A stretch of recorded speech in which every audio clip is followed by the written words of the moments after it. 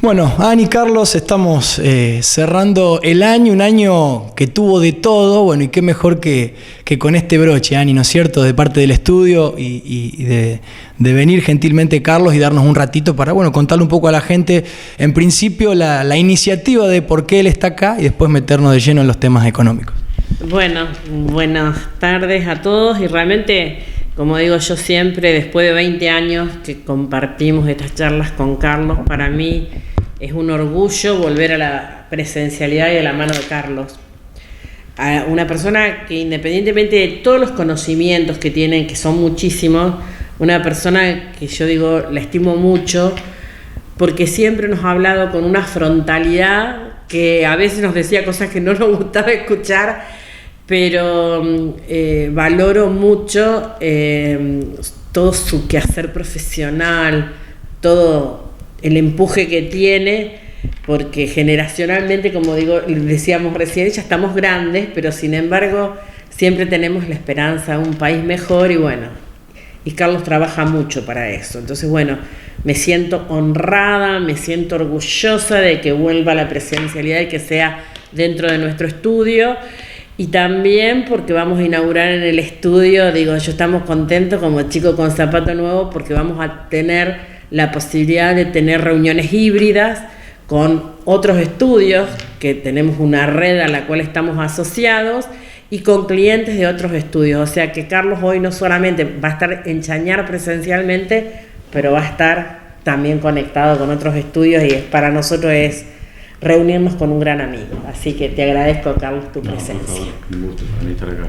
Bueno, Carlos, contale un poco a la gente por ahí, resumidamente, los puntos que venís a tratar hoy, que son varios, en un momento, ¿no es cierto?, de que todo el mundo está prendido, creo, a las redes sociales, al televisor, a ver las novedades, porque cambio de gobierno y una situación difícil conlleva información todos los días, ¿no es cierto? Sí, vamos a plantear cómo estamos viendo el escenario de la economía argentina y en ese marco de los mercados agropecuarios de cara al próximo año. Es cierto que hay un segmento de la sociedad argentina que siempre piensa que el país es impredecible, que nadie sabe lo que va a pasar después de 15 días. Yo nunca he compartido esa lectura, creo que hay elementos de previsibilidad, a veces no agradables, necesariamente. Y hoy tenemos una hoja de ruta planteada por el actual gobierno que tiene elementos de previsibilidad de cara al funcionamiento de la economía argentina durante el próximo año y por lo tanto hay elementos ahí para que cada empresario pueda evaluar la mejor toma de decisiones de cara a los próximos meses. Ese es el sentido de la reunión que vamos a tener hoy aquí. Uno de los puntos, viendo un poco el itinerario, marcaba el tema de la reforma del Estado. Creo que de ahí se disparan muchas cosas, ¿no es cierto? Sí, por supuesto. En realidad, el día que, digamos, después de las PASO, cuando Milei gana las PASO, a los 3 días, el Fondo Monetario Internacional le pidió una reunión por Zoom y entonces ahí el Fondo Monetario le planteó, bueno, si usted llega a ser presidente, ¿qué es lo que va a hacer? Y la verdad es que Milei recitó el plan de convertibilidad de Menem y Cavallo. Y eso es lo que vamos a ver, solo que sin un tipo de cambio fijo en realidad. Vamos a ver un proceso de apertura económica, de regulación de los mercados, un sistema bimonetario, como existía en la década del 90, y el intento de equilibrar las cuentas fiscales, lo cual por supuesto no es para nada original. Si uno piensa, digamos, lo que fue el debate cuando había 5 candidatos, solo Miriam Bregman no planteó que era prioridad equilibrar las cuentas fiscales. Los otros 4 candidatos dijeron la prioridad es equilibrar las cuentas fiscales. Por lo tanto está claro que la política económica o la prioridad, yo diría casi absoluta de la gestión de Milei de cara al próximo año es equilibrar las cuentas fiscales, lo cual por supuesto expresa una política de ajuste. Y una política de ajuste plantea un escenario que ya es recesivo. De tal manera que tampoco hay que ser muy ingenioso ni tener una maestría en Harvard para darse cuenta que el escenario recesivo que hoy tiene la economía argentina se va a profundizar en los próximos meses y con la alta inflación. En realidad, en las reuniones que veníamos teniendo con los grupos, hace 7 u 8 meses atrás, parafraseábamos a un tal Álvaro Alzogaray que decía, bueno, que había que pasar el invierno, esa es la frase famosa. Y yo lo parafraseaba diciendo acá hay que pasar 4 estaciones, porque la economía argentina se va a empezar a recuperar recién a partir de mayo, junio del año que viene. Y no había que ser mago para saber que esa era la película que había que ver. Y en ese contexto, por supuesto, los empresarios de distintos segmentos tienen que tomar decisiones, pero digamos, en un contexto que la verdad que no es tan imprevisible. Vos decís de tomar decisiones, y ahí veíamos también en el itinerario que vas a marcar, un poco cómo fueron variando los precios de la carne, del maíz, de la soja, ¿no es cierto?, de enero a esta altura. Bueno, qué decirle al productor, ¿no es cierto?, de cara a lo que se viene, siempre esperando que sigamos con esta llegada de la lluvia que da ánimo, ¿no es cierto?, a la próxima cosecha. Sí, por supuesto el clima va a acompañar sin dudas, y además lo que vamos a mostrar hoy es que en realidad, mirando hacia el año que viene, va a haber un juego importante de negocios, y por supuesto se va a recuperar claramente el margen bruto agrícola, y un productor agrícola tiene un escenario positivo de cara al 2024, pero yo dije agrícola, no dije agropecuario. En realidad la lectura es distinta si estoy en el sector agrícola que si estoy en el sector lácteo, por ejemplo. Esta semana pasada di una conferencia en una localidad cercana a Villa María ante un auditorio donde la mitad eran productores agrícolas y la mitad productores lácteos. Y por supuesto, en la mitad del auditorio estaba con una amplia sonrisa y la otra mitad no. El sector lácteo está viviendo una de las peores crisis de la historia. Y por supuesto que la lectura de un aumento del precio de la carne vacuna que tenemos arriba de la mesa es la señal para muchos productores lácteos para vender todos los animales y dejar la actividad.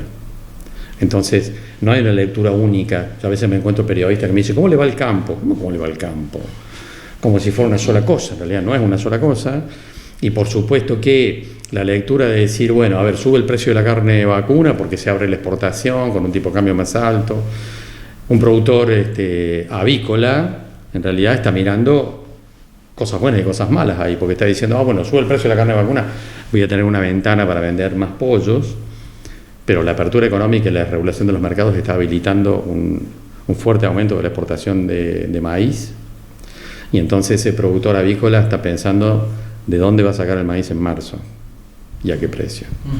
Entonces, lo que es bueno para uno, por ahí no es bueno para otros, pero la imagen que queremos transmitir hoy es precisamente que cada empresario de cada rubro entienda para dónde van los que llamamos precios relativos de la economía argentina el próximo año, y cada quien tome las mejores decisiones o las menos malas, digamos, sabiendo cómo es la película para cada uno, ¿no? Esa es un poco la idea. Sin duda. Bueno, te lo preguntará todo el mundo. Carlos, ¿en qué invierto ahora? Hubo cambios en la tasa de plazo fijo. Bueno, será una moneda corriente seguramente de la gente que te frecuenta a vos. ¿Qué decirle, no? En realidad, cuando alguien pregunta en qué invertir, hay que mirar dónde está parado cada quien, digamos. Porque los inversores, algunos son muy conservadores, otros son un poco más audaces, y por supuesto el horizonte de inversión también varía. No es lo mismo que invierto con un horizonte de 4 meses que invierto con un horizonte de 1 año, digamos, ¿no? Y por supuesto tampoco es lo mismo si los recursos se generaron de día o se generaron de noche. De tal forma que no hay una respuesta única para cada inversor, porque cada inversor tiene una particularidad, sobre todo en términos del horizonte de una inversión. No es lo mismo la visión de qué hago con el capital de trabajo de la empresa, que obviamente está expresada en el corto plazo, que qué puedo hacer con un excedente que puedo inmovilizar por un tiempo determinado. Nosotros a lo largo de todo el año, en las reuniones que hemos tenido con los grupos de colegas, estuvimos planteando que para quien tenía un excedente, por ejemplo, y podía inmovilizarlo durante 1 año, la mejor opción era comprar bonos y acciones argentinas que estaban a precio de remate y que inevitablemente en algún momento iban a tener una recuperación importante, como finalmente ocurrió, digamos. Pero son lecturas para la visión del excedente. Otra cosa distinta es la discusión de qué hacer con el capital de trabajo, y hay que pensar en qué horizonte está planteada la discusión de ese capital de trabajo. Por eso no hay una respuesta única para darle a general a medio mundo con respecto a qué hacer con el recurso. Carlos, bueno, como siempre muy claro, y siempre es un gusto tenerte acá, Ani. Bueno, agradecerte de Somos Campo, que nos acompañan todo el año y están cada vez que los requerimos. Y bueno, te dejo el cierre, si querés consultar o mencionar algo de Carlos, o hablarle a la gente simplemente para despedir este 2023. No, para despedir este 2023 yo siempre dije que para mí Argentina es un gran país que tiene futuro. Un futuro que va a costar transitar hasta una mejoría, pero bueno, es el lugar donde siempre digo, elegí para vivir y quiero que a este país le vaya bien, porque yéndole bien al país nos va bien a todos, así que tomando buenas decisiones, siempre aconsejando y tratando de que la gente tenga un horizonte más claro, y sobre todo cuando tenemos la presencia de Carlos acá, es como que nos aclara muchas cosas. A mí me baja siempre un cambio porque yo a veces soy mucho más tremendita y me dice, no, tranquila, que vamos a ir por algún camino se va a desandar todo esto. Así que bueno, unas felices fiestas, un feliz año y bueno, nos reencontraremos el próximo año y ojalá que siempre con mejores noticias para que la gente pueda estar bien y que todos podamos estar bien.